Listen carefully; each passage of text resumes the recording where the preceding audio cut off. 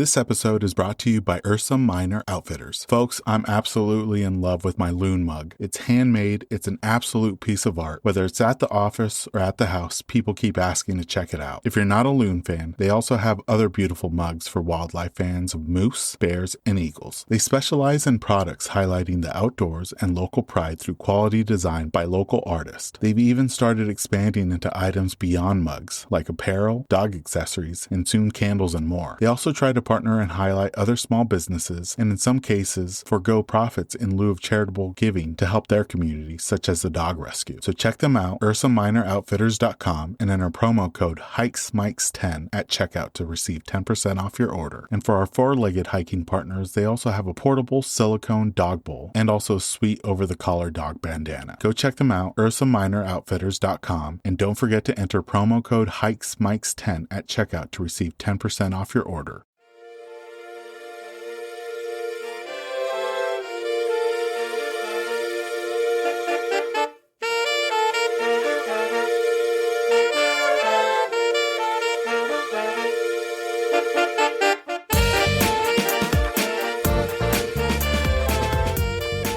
Welcome, everyone, to the Hikes and Mikes podcast. I'm your host, Ivan, and together we'll embark on a weekly journey connecting with extraordinary hikers from all corners of the U.S. and beyond. As the cool and colorful embrace of fall envelops the Northern Hemisphere, we've had the privilege of conversing with remarkable individuals throughout this season. Their experiences and adventures will leave you yearning to hit the trails. And in today's episode, we're returning to the Valley of the Sun to talk to our amazing guest, Kelly, about all things AZ and her special hiking partner, Khai. You can follow both of them on Instagram at AZ Outdoorsy Duo. Kelly takes us on an adventure through her favorite hiking spots nestled in and around Arizona. With her cozy pop-up camper as a base camp for exploration, she not only reveals the origin story of her hiking companion Khai, but also shares with us how it's been introducing him to the AZ trails. Without further ado, let's jump into this episode with our guest, Kelly.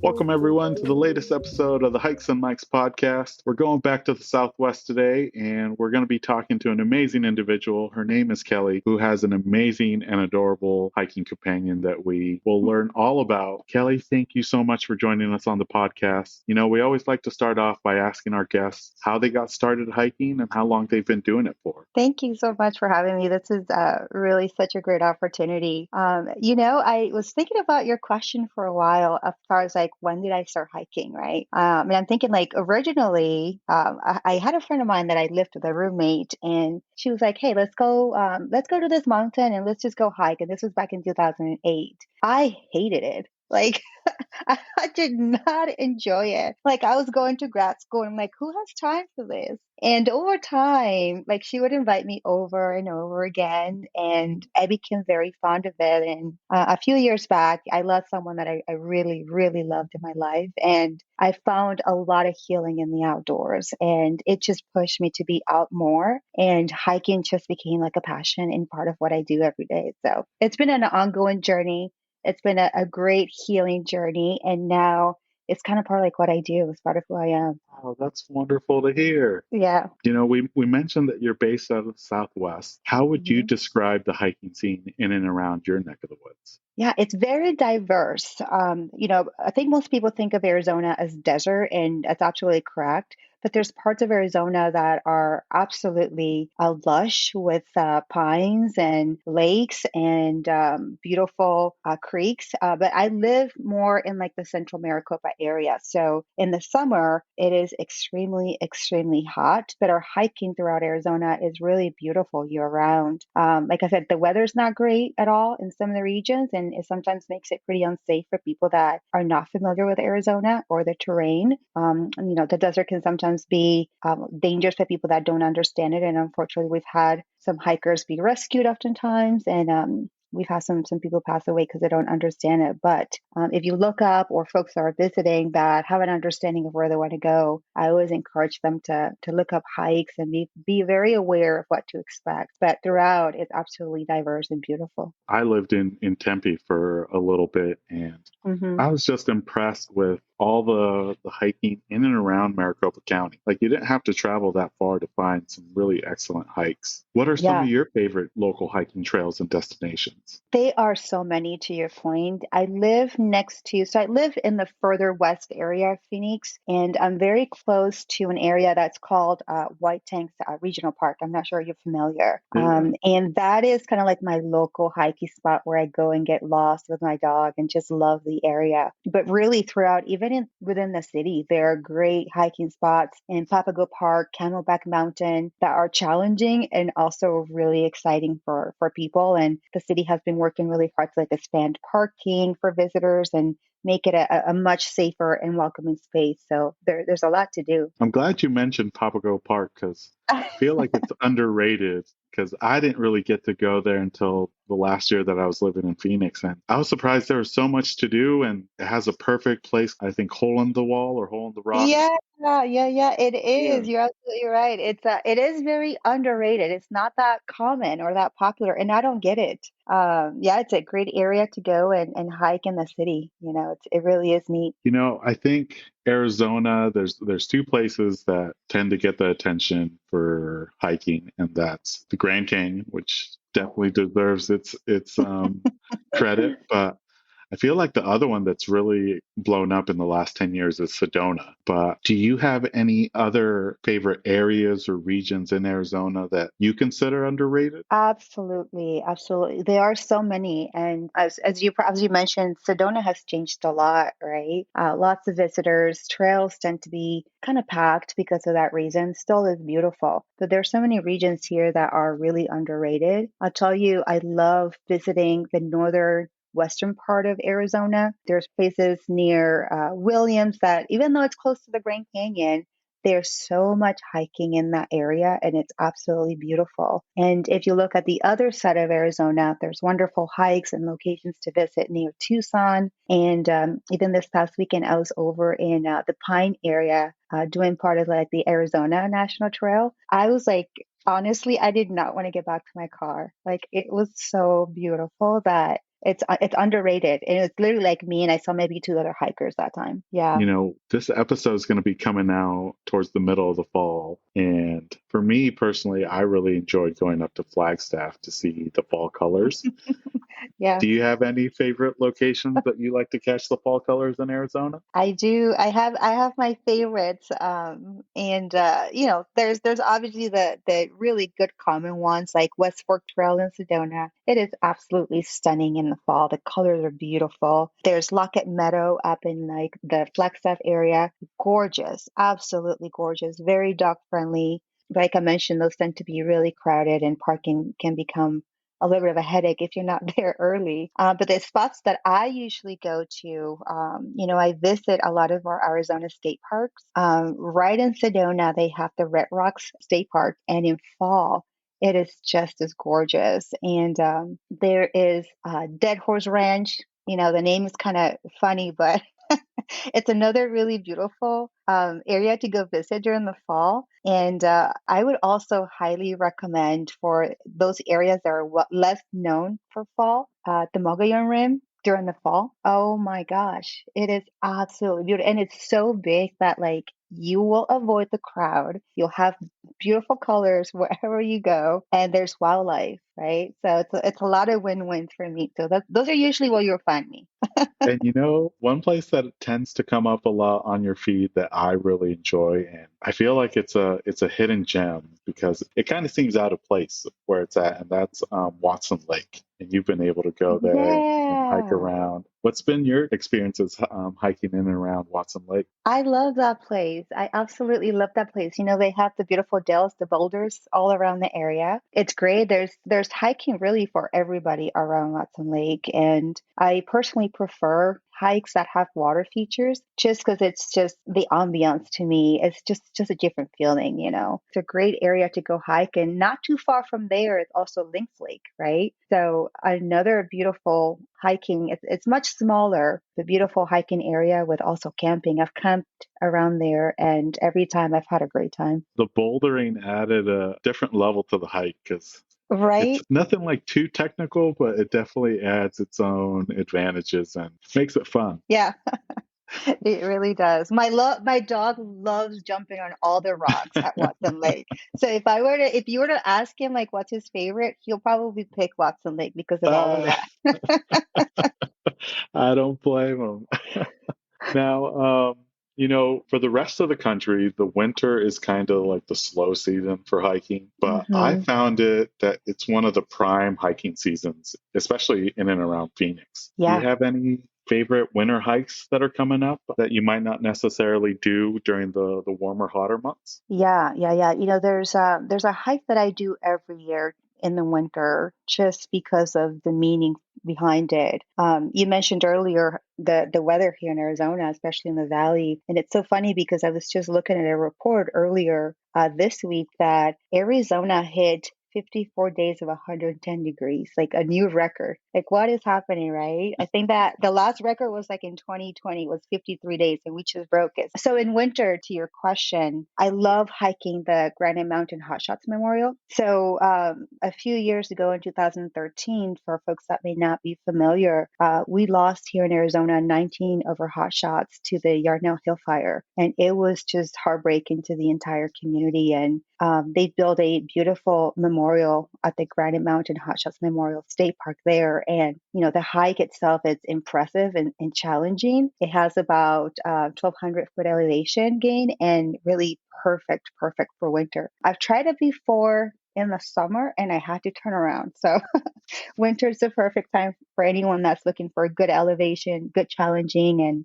a meaningful experience. I would recommend that one. Yeah, that one is still on my bucket list, and I hope to be able to do it just because, like you said, the meaning behind it, and for those that know the story, the impact that it had on this community is something that words can't be put to. Yeah. And And they've done a really great job at honoring their lives and their legacy, and it's very touching. But yeah. to your point, it just leaves you speechless the entire hike up there. If I were to recommend some more, I Mhm. love hiking Las Dutchman in winter. Oh, They've yes. got the the Peralta Trail there is great really throughout the year, but safest to do in fall or winter months. So those are also great opportunities.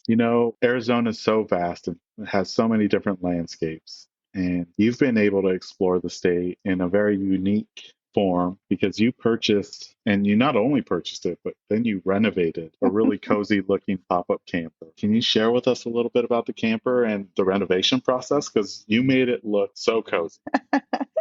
Thank you. I did. This was one of my COVID pandemic purchases.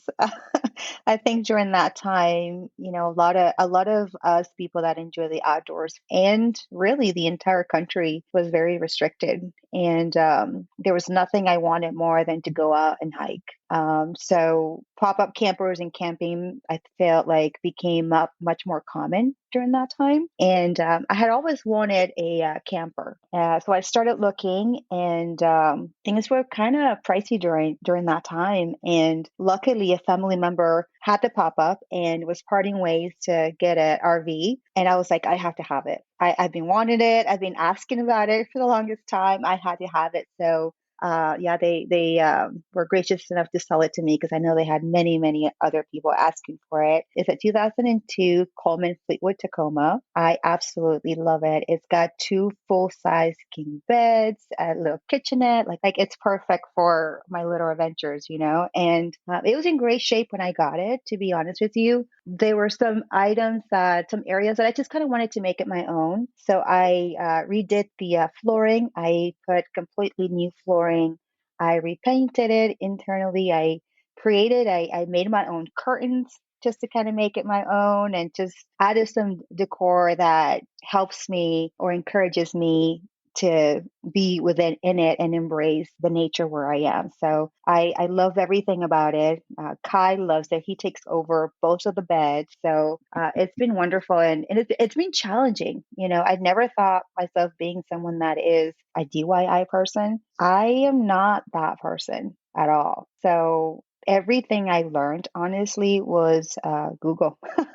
Google Oh, searches and online. Instagram community is great at sharing tips. So for anyone that may feel like it's too big of a challenge, you can do it. You can absolutely do it. And one step at a time and one project at a time, it can be accomplished. I got to give credit to you. You really made that look like a home away from home, and it's something that you could almost ask for. Like, I want the Kelly model of pop-up campers. Like, I want this type of vibe and coziness. You really made it unique, and you made it your own. Thank you. I really appreciate that. I enjoy it. And it's been a blast and such a great blessing to be able to travel with it. And it really kind of put the outdoors at a different level for me, right? So now I'm out there, not just hiking and enjoying and being a part of that community, but now also kind of taking it to where it's part of my overnight accommodations, if I should say.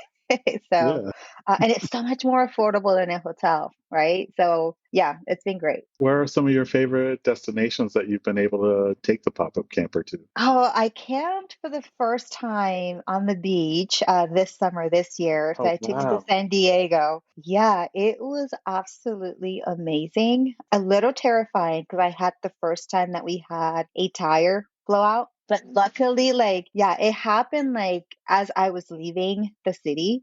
So, and it was like such a great experience. Like I've always been terrified of that happening, but Yeah. it was easy. It wasn't dangerous. I had folks that were helping, and I was still able to go on the trip. Like within 3 hours, I took it to the Oh, shop. wow. They gave me new tires for the two new tires, and I made it to my camping spot on time, and it was really great. It was really good. San Diego and camping on the beach was amazing. Yeah. I've also, you know what? I've also camped. I camp a lot in Prescott area, just because my Oh, camper yeah. doesn't have AC, so I take advantage of cooler weather and I go up there quite often. Oh, for sure. You know, we've kind of been mentioning his name, and I'm really excited to ask you these following set of questions because you have an amazing hiking companion that not only hits the trails, but he also sends it when it comes to the water holes. His name is Khai. He's absolutely adorable. Can you share with us a little bit about how you and Khai came about? Yeah, that's my favorite question.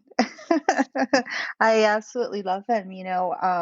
I had a dog before Kai for about 8 years, and unfortunately lost her from like a health condition. So of course I was devastated. So I wasn't planning on getting another dog. So I had booked a trip to Turks and Caicos. I was blessed to be able to take advantage of the beauty of that place. And while I was there, I learned of an organization that was started there to help homeless dogs be rescued and really help reduce their homeless dog population. And this lady, I mean, it's absolutely brilliant because what she does is she tells tourists, "Hey, come to the shelter." Come walk a puppy to the beach. That's all we ask. Help us give them exercise. And of course, who's not going to fall in love with the puppy once you take it to the beach and have this great pictures? So, we went a couple of times and took about three puppies to walk them to the beach. And after the first, I was like, I want to take this one home. Like, I want a dog. I've decided I'm ready for a new dog. And every time that I would ask for one, it was like, oh, sorry, that one's already been rescued. And then there were all Kai's brothers and sisters that I walked to the beach. So I can Oh, say I've wow. walked all of his. And then right towards the end, on our very last day that we had applied, we got a call back that Kai was available. And I ran as fast as I could and did all the paperwork and was blessed to bring him back to Arizona with me from Turks and Caicos. And he's been an absolute blessing. That dog is just amazing and the best hiking buddy, to be honest with you. It's been great. Yeah, and his personality definitely comes through on the pictures and videos that you share online. Yeah, he's so special and he's love to be protective in a very healthy way because it's usually really just him and I hiking on the trails and I really enjoy going on trails solo and trails that are not crowded. So oftentimes I read his body language very well and he reads mine and he's alerted me of coyotes. He's alerted me of rattlesnakes, unfortunately, right? Like the scariest thing. He's Yeah. alerted me of other hikers or far away that he could just hear. and all of a sudden there's people. So it's been great. And I highly encourage folks to look into getting their dogs out on the trails as much as possible for just that added security. I'm always interested, especially when it comes to puppies. How did Khai start off on the trails? Was he a natural, or was there a little bit of a learning curve for him? For the most part, I would say he was a natural. His siblings were all rescued with his mom back in Turks and Caicos. So, their breed is known for being street dogs, right? Once I got him here, I knew that I wanted to take him on the trails as soon as possible to get him used to it. And I think the hardest part was getting him trained on the leash because he wanted to just go, right? And once we got past that is teaching him about safety and being next to me and understanding when there's other people coming. But he was really a natural. He was out there and he really loved it kind of from day one, which makes it so much easier for me, right? And I feel like he's a natural when it comes to the water. There's great pictures of him on a kayak with you, on a paddleboard. How was it introducing him to play around in the water there in Arizona? You would not believe this. So it was actually a lot harder to get him used to being in the water. Like I have this dog that's like an island dog, and he hated the water. He hated it. So our first visit to water really was we took him to Mexico, Rocky Point, right across the street, as we say here from Yeah. Arizona. But it's only about a 4 or 5 hour drive, and he was terrified of the ocean. And I think it taught me to be patient. And it taught me to take it really a step at a time and understand his comfort and his limit. So on day one, he was not feeling it at all. So we just kind of sat on the beach and looked at the waves and looked at the birds. And we went back on the second day and he followed me to the water. And then on the third day, I had a hard time getting him out. So it took him just a full day. And over time here at the lakes, took his time getting comfortable with the difference between being on the beach and being on the lake. But he's become a lot more comfortable swimming and jumping, and he can go on a kayak any day and just sits in the front and it's the captain for a lot of those rides. So One thing I wanted to ask you, because when I had a dog, as soon as I took out the phone to try to take a funny picture of him or try to catch him in a pose, he would look yeah, away. But yeah. Kai really does do well with posing for you. How do you get him to pose so well? My friend, the trick here are having his favorite streets available. Ah, He just treats. He loves. He will do anything that he can for a treat. And I think that I've kind of got him used to taking pictures, especially when we're outdoors, to where with the minute he sees a treat now, he just sits and waits until I give it to him. So I've been able to train him a little bit to do that. And I would say positive reinforcement has been great for him. He loves the good boy. He loves hang on, or you're doing great. So he understands now when I have the camera, it's like, okay, I got to sit. But I can only have done that through really his favorite treats. good tip. Yeah, he loves those. And lots of patience. Now, Kelly, your support for different animal rescue organizations didn't end in Turks and Caicos. You actually are continuing to support different animal rescues. How did that mission kind of come about? Yeah. So, I this was the first time ever that I had adopted or really rescued a dog or any animal. And it really shined a different light about the experience of what that looked like. And I learned and through Instagram became connected with a number of organizations doing wonderful jobs and wonderful work here throughout the country, specifically here in Arizona. And I became very aware of the unfortunate things that are happening across our shelters, right? Sadly, there are just way too many animals waiting to be rescued that may not necessarily get rescued. So I wanted to be helpful, however possible.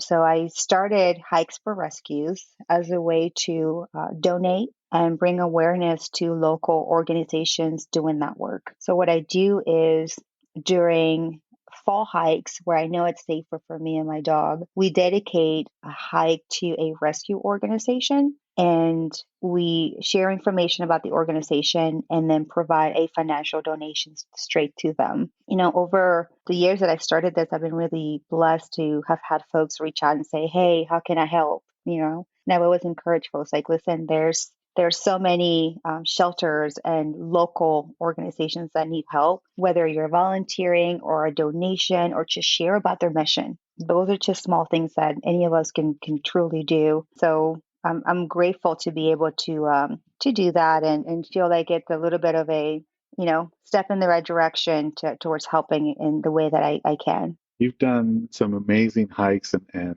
dedicated those hikes to different organizations. For our listeners, or what are some ways that they can support yours and Kai's efforts, or maybe their own local shelter efforts? I would encourage folks to visit their local animal shelters, volunteer, donate, as I mentioned earlier, just give aid however possible they can. A lot of the shelters throughout here in Arizona do events to fundraise, right? So in November, we started this a few years ago, actually, to join a rescue here that's called Almost There Rescue. And they have what's called Miles for Mutts Challenge. They do it every November to raise funds for their shelter and for their effort. And we plan on doing that again this year. So I will be sharing that on my Instagram and promoting it as much as I can. And it's really anything in the outdoors, whether folks hike or kayak or walk or swim, whatever it is that you can do. They're just asking for your support and however possible. So I just encourage folks to kind of look opportunities up like that. And if you come across any of them, just share them. You never know who might be able to see it to support them. And we'll be sure to not only share your Instagram link on the episode show notes, but help promote your efforts in the coming weeks and months. Thank you. Really appreciate that. I'm really excited. And the more that we can help, I feel like the better. I think chipping a little bit away at the issue, it's at least something that we can contribute. And Kelly, I feel that Phoenix has definitely become a diverse city over the last decade, and hikers from all backgrounds are hitting the trails, not just in Arizona, but across the United States. As a Latino myself, I've seen more and more Latinos out on the trails here in Washington. As an Afro-Latina, what's it been like in and around your neck of the woods and with the hiking and outdoor community? Over the years, I love the fact that I'm seeing a lot more representation in the outdoors. There's been a lot more organizations that have been trying to promote this. I think that representation is extremely important. Culture is extremely important. And for me, Ivan, I'm encouraged when I see people in the outdoors that look like me, that talk like me, because it means that it's really a welcoming space for everyone, as it should be. And I think culturally, sometimes we separate ourselves from that belief. And when we see folks that are enjoying the outdoors and taking parts in activities like hikers, it's such a welcoming experience, and most hikers, we have really a shared vision and a shared mission to really see all of us being a part of a community that takes advantage of the outdoors in that capacity, right? So I think to your point earlier, we talked a little bit about how great it's been to grow and build a community on Instagram, right? And the hiking community there for people of color has been blossoming over the years. And I absolutely love that. So it's really encouraging. And I love the efforts that support folks that look like us, that talk like us, that have certain or different abilities. I love accesses to hiking trails and what the cities are doing to make sure that there's access and there's representation for everybody. So I'm all about it. Yeah. One of the biggest differences I saw this year is one of the popular hikes here in Washington is Kolchak Lake. And me and my friend went on this hike maybe 12 years ago, and we were the only Latinos or people of color on the trail and at the lake. But fast forward 10, 12 years, such a big diversity of individuals and hikers and families. It was really great to see that change in just a short amount of time, because 10 years isn't that long. Right. It isn't that long. And I'll tell you, it's one of another shift that I've seen, speaking of kind of like the outdoors and hiking, is truly like camping. I've been to campgrounds where I'm the only person of color. And over the years, this last few times, I've seen more and more folks that are camping and taking advantage of what the outdoors have to offer. So it's extremely encouraging. And I always tell folks, like, if you don't know who to connect with, look up representation at the outdoors and you get resources, right? So just depending on the areas that we live, there might be opportunities to support there as well. And I'm glad you brought up camping because it fits right into backpacking, where right now there's not a big representation of diversity in those spaces. But I'm hoping that with the same as hiking, that in the next 10 years, we will see that diversity continue to grow. That's exciting, right? It's something that I look forward to. And I haven't tried backpacking. I think that's that's my next one of my next personal challenges. But I'm learning, and I love what you just shared about that. Now, a lot of day hikers and just hikers in general, sometimes they have a regular custom or routine that they do. It might be at the summit or maybe at the end of the hike. Sometimes it's a favorite snack or meal or some sort of drink or even just a moment of zen. Is there a regular custom that you and Khai do when you reach your destination or maybe when you make it back out? I love that you asked that because they had me thinking for a while, like, do I have a custom? We really don't. I think for us, for me personally, my moments are zen to kind of come throughout the hikes, and I'll get waves of gratitude, and I just enjoy them as they come. But I will tell you, I do pray every hike that I go to for it to be a great and a blessing, and for there to not be any rattlesnakes. So I know I never want to run into those during our hikes, and I have. So, but no, I really don't have any. I tell you that my hiking pack is always in my car. So I know that if I'm ready to go, I already have some things already in there. But yeah, now it has me thinking into the future. I was like, are there any things that I do? So I might have to get back to you on that one. And some people do and some people don't. And that's perfectly fine. That's the beauty of hiking. You hike your own hike. That's right. One thing I'm curious to ask you, because I hear that a lot of dog owners, especially, once their companion sees the backpack come out, they know what time it is and they get excited. Is Khai that way? Absolutely. Absolutely. That is the reason why I have to keep it in the car. Because like even if I have to if I have to change it or clean it, he will run to the door and wait for me. So he is very much that way. Anytime that he sees, whenever we have to put on his hiking booties or, if I'm switching my hiking pack, he will get super excited. So he knows it's time to go. He knows. Now, when it comes to your pack list, do you have any luxury items that you tend to take that fall out of the essentials? Luxury items. Let's see. I will tell you that this may not necessarily be a luxury for some folks, but I always make it a point to bring a candy. And I don't know how relevant that might be, but just like a nice treat for myself and for Khai on the hike. And we will find a spot during our hike to sit down, and he gets a treat. I get a treat, and we just kind of enjoy a moment. So, not necessarily a luxury item per se, but it kind of circles back to your question about moments of zen. Yeah, no, I'm all about trail snacks. Is there one in particular that you tend to pack more often than not? Granola bars are always a must. We have this treat in Colombia that's called Super Coco. So anytime that I visit our local Colombian store, I grab a bag of them and I sneak a few into my hiking pack. So those are some that I really love because it's got a little bit of sweetness and like coconut in it, and they're delicious. But yeah, those would be I it. like that. I'll have to send you some. You'll love it. Yeah, I love coconut anything. Some people don't. Yeah, I know. I've come across a few people that don't necessarily like coconut, but I'm all about it. Now, Kelly, for hikers who are interested in taking their pups out on the trails, maybe for the first time this fall or winter, do you have any tips or advice that you can share to ensure that the pups have a safe and rewarding experience, along with the owners as well? Yeah, that's really important.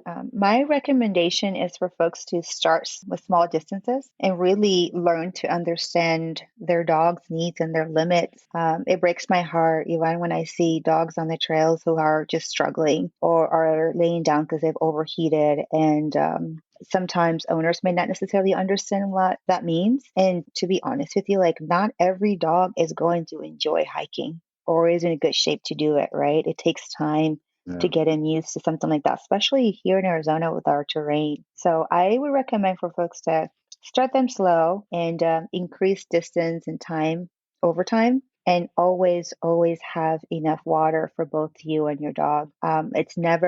You will never regret having more than enough water, and making sure that there's some treats. And something that I also carry in my hiking bag is a first aid kit that I can use for myself and for Khai. He stepped on some sharp objects and he doesn't feel it, but sometimes I've seen him kind of limp a little weird. So just being careful of where you're going on the hikes and staying on the trails, especially here in Arizona. Our cholla cactus and really all Yeah. cactus overall are extremely sharp and dangerous and painful to remove. So if you stay on the trails, you will avoid that. Yeah, solid tips. Yeah, especially with the cactuses. You see people accidentally fall into the cholla cactus. Oh, yeah, It's not a pleasant thing to have to deal with. it is not. Yeah, they call it teddy bear cholla, and like I don't understand why they No. call it teddy bear. It's like it's extremely the opposite. Yeah. It is not cozy. It's not comfy. It's not inviting at all. That's right. That's right. Oh, now, Kelly, do you have any hiking goals for the remainder of 2023, or maybe some upcoming hiking goals for 2024? Yeah, yeah. I was mentioning earlier, Ivan, I just visited again and did part of the Arizona National Trail in Pine last weekend, so earlier, and it was absolutely beautiful. I've done parts of that trail in Kearney, Arizona, and I also loved it. So I'm left with wanting more. So I plan on visiting that and doing a longer part of it next year. And at some point, I would love to be able to do Humphreys Peak in Flagstaff. Have you heard about Humphreys Peak? I cheated, Yeah. Kelly. I did the gondola up to Did you? a certain point, but I didn't make it to the summit. See, I cannot take Kai on the gondola, so I can't cheat. Oh, that's right. I think my biggest fear is like something happening to him during that hike. So it's kind of helped me back from really taking in the first step. But I know I want to do it, so it's definitely a goal. So maybe I'll check it out next year and do parts of it. And on a personal note, I've received really great feedback from the folks that I've connected to in this community and people like yourself, really about hiking and the hiking community. So I've been thinking about starting maybe like a blog or a website and sharing my experiences and sharing tips. So that's something that I hopefully see in the near future. Oh, please let us know. That would be amazing. Thank you. I definitely will. Yeah. Now, Kelly, that was it for the regular questions. This next section of the podcast is a this or that question. I'm going to Okay. give you two hiking related topics, and you just choose which one you personally gravitate towards. Okay. You got it. So the first one is, do you prefer ascending or descending? Descending. How about waterfalls or summits? Waterfalls. And when it comes to the trail system, especially on climbs, do you prefer switchbacks or straight up? Straight up. And do you use trek poles or are you more freehand? Mostly freehand, but I use trek poles during the summer when I do early hikes just for the rattlesnakes. So I can just kind of move Oh, around. Yeah. smart. Yeah. Um, this next one is about footwear. Do you prefer trail runners or hiking boots? Trail runners. And then another trail system question. Do you prefer a loop trail or an out and back trail? Loop trails. And then I think I know the answer to this one, but when it comes to bodies of water, do you jump in or do you stay dry? Always jump in. And this one's tough because Arizona's known for their sunsets, but do you prefer sunsets or sunrises? Sunsets 100%. We've got the most beautiful sunsets here in the valley. So yeah. Yeah, I gotta agree. Now, when it comes to spring wildflowers, do you prefer them or are you more of a fall colors? Oh, that's a challenging one because both here are beautiful. I am going to go with fall colors. And then the last one is the most controversial one. But do you tag a hike or do you not tag a hike on social media? I tag it. I do my best to tag it. Awesome. Thanks, Kelly. That was it for the this or that questions. For folks that haven't had a chance to follow you and Khai and your adventures in the outdoors, what are some of the great places they can find you online and on social media? Yeah, so we are mostly on Instagram under AZ Outdoorsy Duo, and that's AZ for Arizona. And that's where you'll find us, and hopefully soon a website. Awesome. And we'll be sure to include your Instagram link in the episode show notes. And please do check out Kelly and her Instagram page. And if you're able to, please support her endeavors in supporting animal rescue organizations or reach out to your local rescue organization and see how you can help out. You know, now, Kelly, I'm going to plant the seed early, but I want to have you come back as a guest for Caminatas en Micrófonos for next year's Yes. season. Porque eres de un hermoso país, Colombia, que es y no nomás de Colombia, pero de Cali, que es el capital de la rumba o de la salsa. Sí. Cali está en mi lista de deseos durante los años. ¿Qué puedes compartir con nosotros acerca de tu hermoso país? Pues como tú dijiste, Cali, Colombia. Cali es la capital de la rumba. Colombia es un encanto de país. Cali es una ciudad muy bella. Sus paisajes son hermosos, pero la verdad lo que más me gusta de Colombia es su gente. La energía de la gente colombiana es algo que no tiene comparación. Obviamente la comida, ¿para qué te digo más, verdad? Pero a mí me encanta mi país y me siento muy orgullosa de ser colombiana. Te digo que gracias a Colombia y a su cultura yo aprendí mucho desde niña a apreciar y a respetar la naturaleza y agradezco todos los beneficios que he aprendido de eso. Te digo que la mayoría de mi familia todavía vive en Cali, están ahí en Colombia y a mí me encanta cada vez que yo puedo visitarlos y me encanta cada vez que puedo salir y disfrutar tiempo con ellos y con la gente de Colombia y cada vez que regreso me siento como una persona nueva, así que lo recomiendo a cualquier persona, a ti. Obviamente tienes que ir, te invito Sí. cuando quieras ir, pero cualquier persona los invito a que descubran lo bello de Colombia. Kelly, ¿cómo es el senderismo allí en Colombia? ¿Sabes una cosa? En Colombia hay senderismo por donde tú quieras. Es un país diverso. Donde tú quieras ir, hay lugares. La diferencia que yo te puedo explicar es que no es tan difícil llegar a las montañas como lo piensas, ¿verdad? Hay estaciones de buses, hay senderos muy cerca a las ciudades y hay pueblos bellos, hay ciudades bellas. Yo personalmente me encanta cuando puedo ir a visitar y sé que está cerca, puedo ir al río y al lado del río Pance puedo ir a una hike y llevo a mis amigos y a mi familia y me encanta todo eso. Así que es muy bonito. Qué maravilloso.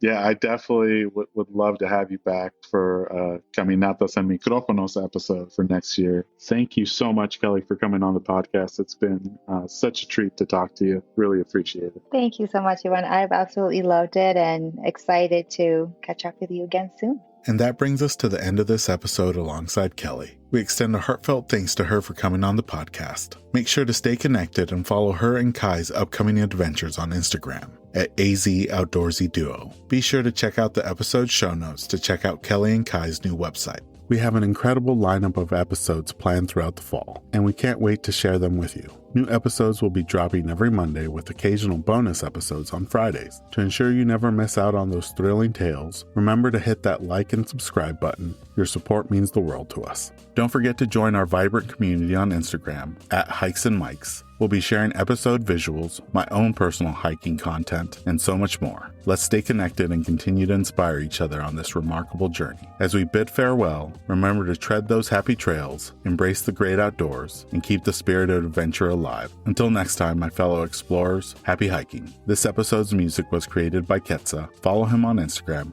at Ketsa Music.